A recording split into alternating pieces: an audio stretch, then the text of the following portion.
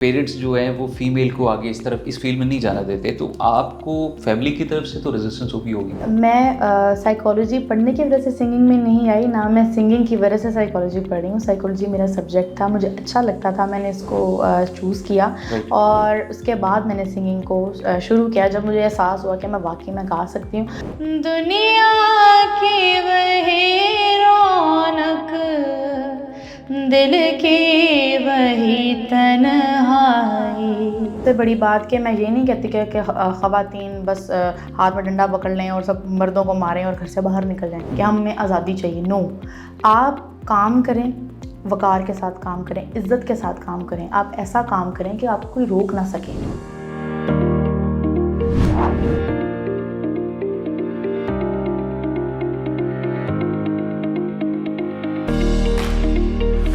अस्सलाम वालेकुम नाज़रीन, कासिम अली शाह फाउंडेशन में आप सबको खुश आमदीद। मैं डॉक्टर अरमाडा। नाज़रीन, आज हम एक ऐसी मोटिवेशन स्टोरी के साथ हाज़िर हुए हैं, एक ऐसी बाहिम्मत पाकिस्तानी खातून जिन्होंने ना सिर्फ पाकिस्तान में पीस को प्रमोट किया बल्कि ख़वातीन के लिए एक ऐसी मिसाल है कि जो आगे आने वाली जो नौजवान नस्ल है उनके लिए एक इंस्पिरेशन स्टोरी बनकर साबित हो रही है। हमारे साथ मौजूद हैं उम्मे लैला शम्सी, जो कि एक होस्ट हैं और साथ साथ एक पीस एक्टिविस्ट भी हैं। और उसके साथ अगर हम बात करें, she is the first female president of Nazir Ahmad music society, GC government university. और उसके साथ साथ उम्मीज़ वर्ल्ड क्लॉथिंग ब्रांड की ऑनर भी हैं। और इसके साथ साथ अगर हम बात करें विमेन राइट्स एक्टिविस्ट भी हैं। तो बहुत कुछ कर रखा है इन्होंने। और आइए मिलवाते हैं आपको मिस उम्मे लैला शम्सी से। अस्सलाम वालेकुम, thank you so much for the time. सबसे पहले मैं आपका शुक्रिया अदा करना चाहूँगी इनवाइट करने के लिए और बहुत अच्छा तारुफ करवाने के लिए। बहुत शुक्रिया। बहुत शुक्रिया। Thank you for joining us today and thank you so much for sharing your time with Qasim Ali Shah foundation. बात कर लेते हैं, आज आपने बहुत कुछ कर रखा है। आप साइकोलॉजी की भी स्टूडेंट हैं और बड़ी बात ये कि आप सिंगर भी हैं। और ये थोड़ा सा बताइएगा कि नफ्सियात पढ़ रही हैं, फिर सिंगिंग की तरफ कैसे आना हुआ? जब आप बात करते हैं नफ्सियात की, साइकोलॉजी की, तो उसका मकसद ये है कि आपके माइंड को बेहतरीन कंडीशन में रखा जाए, आपको खुश रखा जाए, आप खुश रहें, तमाम ज़हनी तकलीफ़ों से दूर रहें। और जहाँ तक हम सिंगिंग की बात करते हैं, तो जो सिंगिंग है वो आपकी रूह की ग़िज़ा है। उसने भी आपको सुकून भी फ़राहम करना है और आपको जो है वो तरक्की की तरफ लेके जाना है, आपको बुलंद करना है। तो मैं ये समझती हूँ कि सिंगिंग से बेहतर आपके माइंड के लिए कोई और थेरेपी हो नहीं सकती। अच्छा, तो फिर सिंगिंग की तरफ इसी वजह से आप आई हैं। और ये होता है मोस्टली होता है ना कि पेरेंट्स जो हैं वो फीमेल को आगे इस तरफ इस फील्ड में नहीं जाना देते, तो आपको फैमिली की तरफ से तो रेजिस्टेंस होगी होगी। मैं साइकोलॉजी पढ़ने की वजह से सिंगिंग में नहीं आई, ना मैं सिंगिंग की वजह से साइकोलॉजी पढ़ रही हूँ। साइकोलॉजी मेरा सब्जेक्ट था, मुझे अच्छा लगता था, मैंने इसको चूज़ किया और उसके बाद मैंने सिंगिंग को शुरू किया जब मुझे एहसास हुआ कि मैं वाकई में गा सकती हूँ। और जहाँ तक प्रॉब्लम्स की बात करें तो वो ऑब्वियसली आप हमारे माशरे को तो जानते हैं कि लड़की कुछ भी कर रही होगी उसके टांग तो हम खींचेंगे, उसको कुछ नहीं करने देंगे। तो ये अब हमारी ज़िम्मेदारी बनती है कि हम क्या कर रहे हैं और हम कैसे कर रहे हैं। सबसे बड़ी बात कि मैं ये नहीं कहती कि ख़वातीन बस हाथ में डंडा पकड़ लें और सब मर्दों को मारें और घर से बाहर निकल जाएं कि हमें आज़ादी चाहिए। नो, आप काम करें, वक़ार के साथ काम करें, इज़्ज़त के साथ काम करें। आप ऐसा काम करें कि आपको कोई रोक ना सके, किस अगले के पास जवाज़ ही ना बचे आपको मना करने का, आपको रोकने का। अगर मैं सिंगिंग करती हूँ तो मेरे पास एक बिल्कुल ही वेल डिफाइंड लाइन है, मेरा एक टारगेट है, मेरा एक गोल है और मेरी एक स्कीम है। मैंने उसके तहत, उसके मुताबिक, उसी बाउंड्री में गाना है और मैंने ऐसे गाना है कि जो बिल्कुल भी क्वेश्चनेबल ना हो। अगर आप क्योंकि हम इस चीज़ को फरामोश नहीं कर सकते कि हम पाकिस्तान में रहते हैं, जो कि इस्लामी जमहूरिया पाकिस्तान है ना। हाँ, अगर हम मुसलमान हैं तो हमारी बेसिस इस्लाम है। हम कुछ भी काम करें तो ऐसा नहीं होना चाहिए कि जो आपको बाद में आपके लिए भी मसाइल का शिकार हो बने आप और बाद में आप पछताते रहें कि मैंने क्या किया। सही। अच्छा काम करें, सब अच्छा कहेंगे आपको, बुरा काम करेंगे सब बुरा। नफ्सियात पर म्यूज़िक का क्या असर होता है, थोड़ा सा इस पे बताइए। नफ्सियात पर म्यूज़िक का इतना असर होता है कि जैसा म्यूज़िक आप सुनते हैं आपका मूड, आपकी थॉट्स वैसी होना शुरू हो जाती हैं। जो लोग ज़्यादातर रैप्स वगैरह सुनते हैं, जो आजकल रैपिंग करते हैं तेज़ तेज़, वो सुनने वाले जो शख्स होते हैं उनकी तबीयत में भी तेज़ी पाई जाती है, उजलत पाई जाती है। वो लोग एक्साइटमेंट उनके मिजाज में पाई जाती है कि वो जल्दी जल्दी कामों को करते हैं, एक्साइटेड रहते हैं। جو لوگ سیڈ میوزک زیادہ سنتے ہیں، سیڈ گانے زیادہ سنتے ہیں، ان لوگوں کی طبیعت میں زیادہ ٹھہراؤ پایا جاتا ہے اور زیادہ خاموشی محسوس کی جاتی ہے کہ وہ لوگ چپ رہتے ہیں، خاموش رہتے ہیں. اور جو لوگ انرجیٹک چیزیں زیادہ سنتے ہیں، تیز بیٹ والی، شور والی، دھوم دھڑکے والی، ان کی طبیعت میں اس طرح کی خوشی زیادہ آبزرو کی جاتی ہے کہ وہ لوگ خوش رہتے ہیں، زیادہ چیزوں کو انرجی کے ساتھ کرتے ہیں، انرجیٹک چیزیں سننے والے انرجیٹک. تو میوزک کا بہت زیادہ انفلوئنس ہے نفسیات پہ. اور بلکہ سائیکالوجی کی ایک فیلڈ بھی ہے میوزک سائیکالوجی، جس کے اندر بالکل میوزک کو یوز کرتے ہوئے تھیراپیز کی جاتی ہیں. ڈپریشن کے پیشنٹس کو ٹھیک کیا جاتا ہے، ایون کہ وہ پیشنٹ جو کہ زندگی کو چھوڑ چکے ہوتے ہیں، بیڈ پہ ہوتے ہیں، ان کو اس طرح کا میوزک سنایا جاتا ہے کہ وہ ٹھیک ہونا شروع ہو جاتے ہیں. تو میوزک کا بہت زیادہ اثر ہے. ٹھیک ہے، آپ جو ہے نا وہ صوفیانہ کلام بھی پڑھتی ہیں، تو تھوڑا سا ہمیں کچھ اشعار جو ہیں وہ سنائیے. کلام میاں محمد بخش سنانے. اول حمد ثنائے الہی جو مالک ہر دا، اس دا نام چتارن والا، کسے میدان نہ ہر دا. تے ایک گناہ میرا ماں پہ ویکھے تے دے دیس نکالا، تے لکھ گناہ میرا اللہ ویکھے جیڑا پردے پاون والا. بہت اچھے، بڑے خوبصورت انداز میں آپ نے اس کو ادا کیا. آپ تھوڑا سا یہ بتائیے کہ بہت سارے سنگرز ہوتے ہیں، مطلب آپ کے کن سنگرز کو آپ آئیڈیلائز سمجھتی ہیں؟ میں یہ سمجھتی ہوں، ایک جنرل ویو ہے میرا کہ جس کو بھی اللہ تعالیٰ نے عزت دی ہے اس کی عزت کریں. صحیح. چاہے کوئی بھی فیلڈ ہے. جہاں تک میوزک کی بات کریں تو جتنے بھی لیجنڈس ہیں، چاہے وہ پاکستان سے ہیں، چاہے وہ انڈیا سے ہیں، میں ان سب کو جو ہے وہ اپنا آئیڈیل، سب کو آئیڈیل سمجھتی ہوں، سب سے سیکھتی ہوں، سب کو سنتی ہوں. تو جتنے ہمارے نیشنل لیول کے جو سنگرز ہیں، جس میں میڈم نور جہان ہے، مہدی حسن خان صاحب ہیں، نصرت فتح علی خان صاحب، ورسٹائل، تو مجھے یہ سب بہت زیادہ پسند ہیں اور میں ان سب کو آئیڈیلائز کرتی ہوں، کسی ایک پرسنالٹی کو نہیں کرتی. ابھی تک کوئی گانا آپ نے لکھا ہے جس کو آپ نے کمپوز کیا ہو؟ ہاں جی، میں نے گانا لکھا ہے جو میرا آفیشیل ٹریک ہے، جو وائرل بھی ہوا تھا. اس کو میں نے خود ہی کمپوز کیا تھا اور اس کو میں نے خود ہی گایا بھی، اوبویسلی خود ہی. اس کے علاوہ کچھ کلام تھے، اینتھمس ٹائپ جس کو کہ آپ کہتے ہیں، ملی نغمے ٹائپ. وہ ہمارے وہ بھی شاعر بھی ہیں، ڈاکٹر بھی ہیں، سلیم راؤ صاحب، تو انہوں نے لکھے تھے اور ان کو میں نے کمپوز کیا تھا، اور وہ انشاءاللہ جلدی آ جائیں گے، ریلیز ہو جائیں گے. رائٹ. اچھا، بات ہم کر لیتے ہیں ایز اے پیس ایکٹیوسٹ کے طور پہ بھی آپ ابھرتی ہوئی نوجوانوں میں آپ شامل ہو چکی ہیں.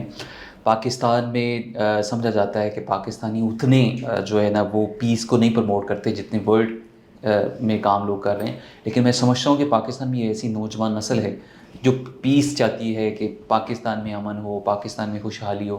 تو آپ کا ایک بہت بڑا کارنامہ ہے، آپ نے رینا ورما جو کہ انڈیا سے پاکستان اپنے آبائی گھر آنا چاہ رہی تھیں، ملنا چاہ رہی تھیں، اور آپ نے ان کو بڑا ہیلپ کیا، پاکستان لے کے آئے. کیسی جرنی تھی، کیا کیا مشکلات ہیں، تھوڑا سا روشنی. سب سے پہلے تو جو آپ نے کہا کہ کچھ لوگ سمجھتے ہیں کہ پاکستانی پیس کو پروموٹ نہیں کرتے، تو جہاں تک ہم اپنی یوتھ کی بات کریں، آپ، میں اور ہماری ایج گروپ کے لوگ ہیں، وہ پیس کو بہت زیادہ پروموٹ کرتے ہیں. بلکہ میں سمجھتی ہوں کہ پیس کو ہی پروموٹ کرتے ہیں.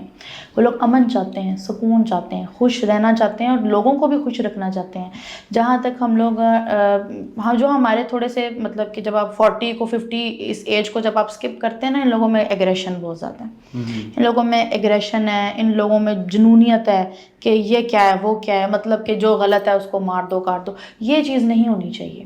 آپ کو اپنے اندر تحمل مزاجی آپ میں ہونی چاہیے, آپ میں ایکسیپٹنس ہونی چاہیے کہ جو چیز آپ کے برعکس ہے, آپ کے مزاج کے, آپ کی پسند کے الٹ ہے, آپ میں اتنی برداشت ہو کہ آپ اس کو ایکسیپٹ کر سکیں. تو رینا چپر ورما جی انڈین سٹیزن ہے, سینئر انڈین سٹیزن ہے, ان کی 92 سال اب تو ان کی عمر ہو گئی ہے. تو ان کا جو تعلق تھا وہ راول پنڈی سے تھا. وہ جب پاکستان بنا تھا تو وہ یہاں سے 14-15 سال کی عمر میں ہجرت کر کے وہاں چلے گئے تھے اور اپنا سارا گھر وغیرہ یہاں چھوڑ گئے تھے.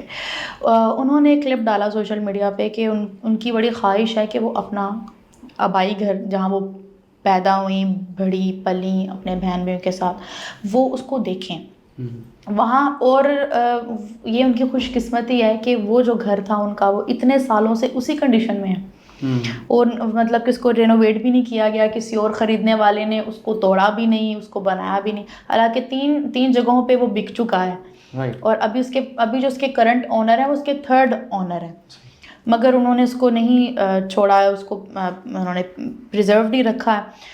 تو پاکستان انڈیا ہیریٹیج کلب ہمارا ایک سوشل میڈیا پلیٹفارم ہے, اس کے اندر ہم ہیریٹیج کو پروموٹ کرتے ہیں, مطلب کہ قدیمی چیزیں اور ہسٹوریکل اور اس طرح کی چیزیں لوگ اس میں پوسٹ وغیرہ کرتے ہیں ڈیٹیل. تو اس کے تھرو وہ ہمارے ایک ممبر سے ملی, ہم سے انگیجمنٹ ان کی ہوئی, ہم سے ان کی بات چیت ہوئی. پھر ہم نے ان کے آنر اس گھر جو انہوں نے گھر بتایا, ان کے مکان نمبر محلہ وغیرہ سب کچھ انہوں نے بتایا, ان کو ہم نے ڈھونڈا, ان کو ان کا کنیکشن کروایا. پھر ان کا 3 بار ویزا ریجیکٹ ہوا, ویزا ان کا ریجیکٹ ہوا, ان کو نہیں آنے دے رہے تھے پاکستان جو ہائر اتھارٹیز تھیں. پھر ہم نے سوشل میڈیا پہ ہیش ٹیگ وائرل کیا, ٹک ٹاک پہ اور ٹویٹر پہ, ہر جگہ اس کو, کہ یہ چیز لوگوں میں پھیلنا شروع کی کہ ایک بوڑھی عورت ہے 90 سال کی, جو کہ صرف دیکھنا چاہتی ہے, آ کے اپنا گھر دیکھنا چاہتی ہے, اس کی آخری خواہش ہے کہ میں مرنے سے پہلے اپنا وہ جگہ دیکھ لوں. تو اس میں کیا برائی ہے؟ 75 سال بعد وہ واپس آتی ہیں 75 سال بعد وہ آبائی گھر میں آتی ہیں, کیسے جذبات دیکھتے ہیں اس وقت؟ وہ آئیں, پہلے تو وہ بہت خوش تھیں اور وہ بہت جولی سی, مطلب کہ وہ کہتی تھی عمر میری 90 سال ہے مگر میں اپنے آپ کو 14 سال کی لڑکی سمجھتی ہوں, اور مجھے کہتی تھی کہ میں بہت جوان ہوں مگر تمہارا جو رویہ نا وہ بہت بوڑھا ہے. میں نے کہا نہیں. تو وہ بہت زیادہ پہلے تو خوش تھیں, ایکسائٹیڈ تھیں بہت زیادہ ہمارے ساتھ گھومنا پھرنا. جب ہم انٹر ہوئے تو وہ ایموشنل ہو گئیں, رونے لگ پڑیں دیکھ کے, کیونکہ وہ ساری جگہ ویسے تھی, وہ چینج نہیں ہوئی تھی. تو وہ بتا رہی تھی کہ مجھے ایسے لگ رہا ہے کہ میرے پاپا ابھی ادھر یہاں پھر رہے ہیں, بس اس کمرے سے میری بہن نکل آئے گی, میرا بھائی نکل آئے گا, کیونکہ ان کے سارے جو بہن بھائی جو ان کے تھے وہ سب ان کی ڈیتھ ہو چکی ہے, وہ اکیلی رہ گئی ہوئی ہیں, اور ایک صرف ان کی بیٹی ہے, اور ہسبینڈ کی بھی ڈیتھ ہو گئی ہوئی ہے, تو وہ بالکل اکیلی ہیں. تو وہ رونے لگ پڑی, پھر ہم بھی رونے لگ پڑے.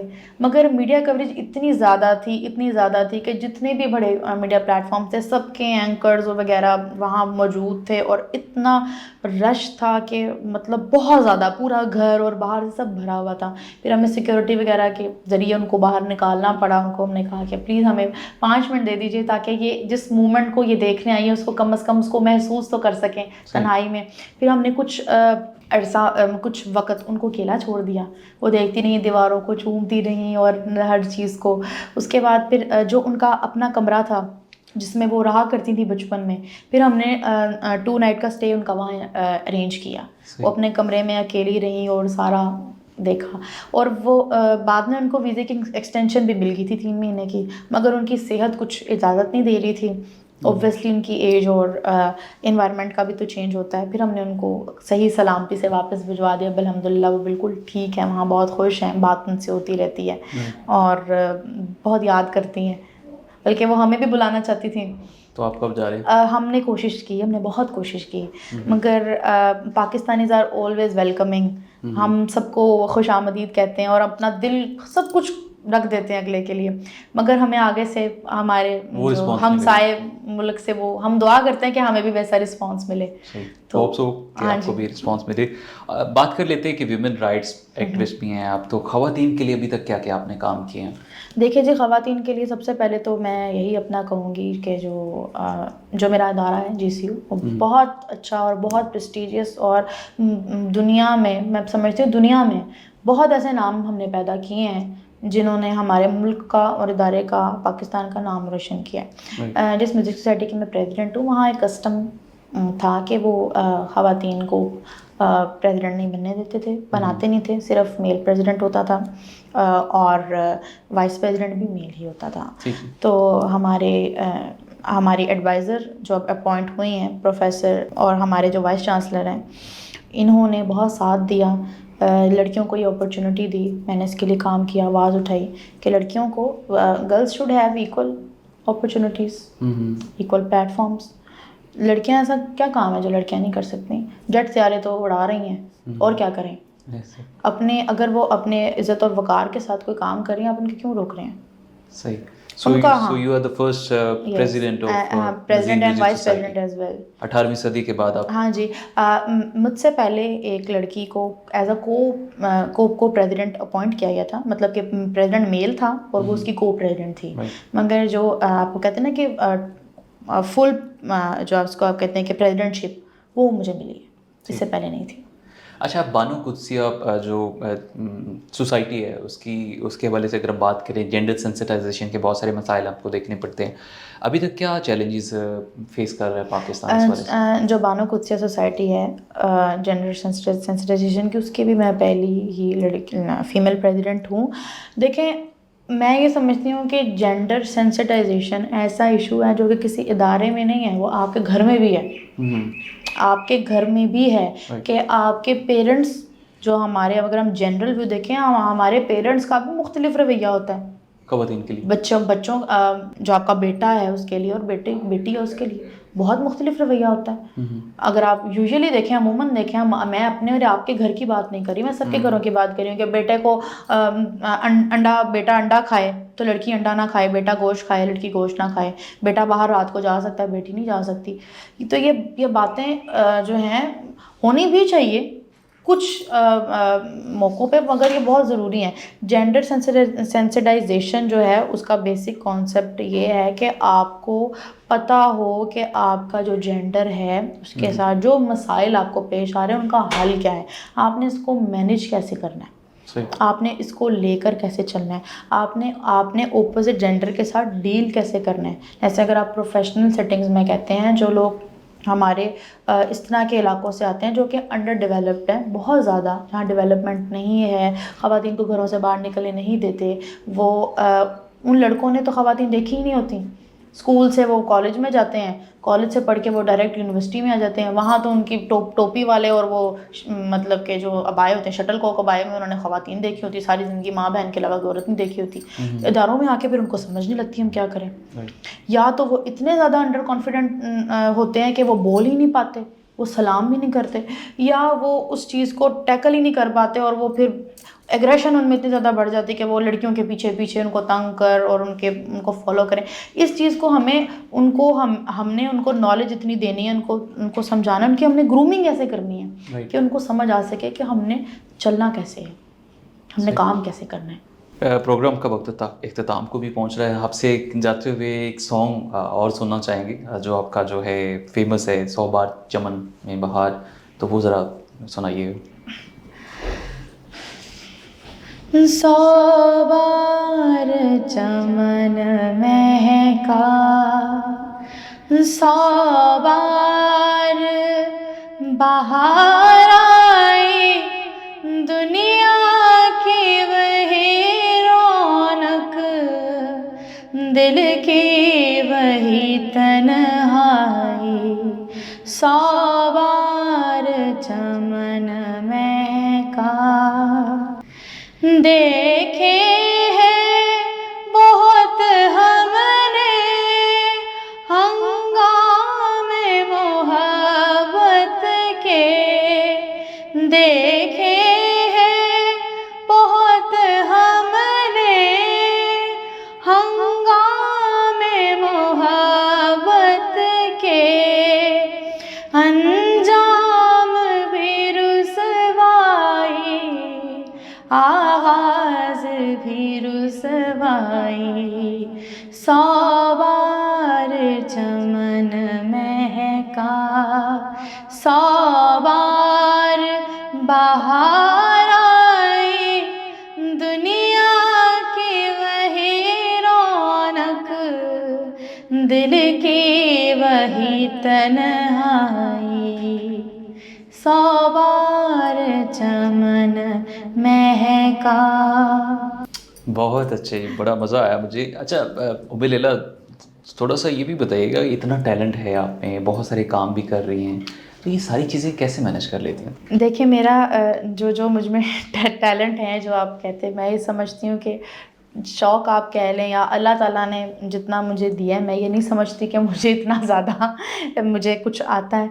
मेरी जो चीज़ें हैं वो इस तरह की हैं कि वो मैनेज हो जाती हैं। Right. मतलब कि जैसे आपकी सिंगिंग है, इवेंट है, हर वक्त 24 घंटे आपके इवेंट भी नहीं होते। और जहाँ तक मेरे ब्रांड का है काम, तो मेरी फैमिली बहुत ज़्यादा सपोर्टिव है, वो उसमें बहुत ज़्यादा सपोर्ट करते हैं, उसको टाइम भी देते हैं, तो मैनेज कर लेती हूँ। सपोर्ट बहुत ज़्यादा ज़रूरी है। आपके साथ ऐसे लोग हों जो कि आपकी हेल्प करें, आपके साथ खड़े रहें, तो आप कुछ भी कर सकते हैं। ज़बरदस्त। अच्छा, जाते हुए नौजवान नस्ल के लिए, स्पेशली ख़वातीन के लिए आपका क्या मैसेज है, जो यंगस्टर अभी आ रहे हैं?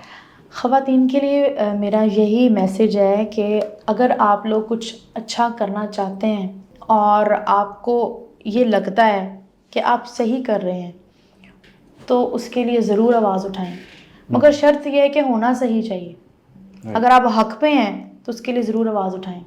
बहुत शुक्रिया जी। ये नाज़रीन हमारे साथ मौजूद थी उम्मे लैला शम्सी, जो कि मल्टी डायमेंशन में काम कर रही हैं, सिंगर हैं, होस्ट हैं, उसके साथ साथ पीस एक्टिविस्ट भी हैं। तो आज हमारे साथ मौजूद थी कासिम अली शाह फाउंडेशन में, और अपने जो ख़यालात का इजहार कर रही थी, अपने जो एक्सपीरियंसेस हैं वो बता रही थी, और नौजवान नस्ल के लिए यकीनन एक सरमाया है और उनके लिए इंस्पिरेशन है। तो आज का शो अपने इख्तिताम को पहुँच रहा है। अपना मेज़बान डॉक्टर ए आर माडा को इजाज़त दीजिए। अल्लाह ने के बाद।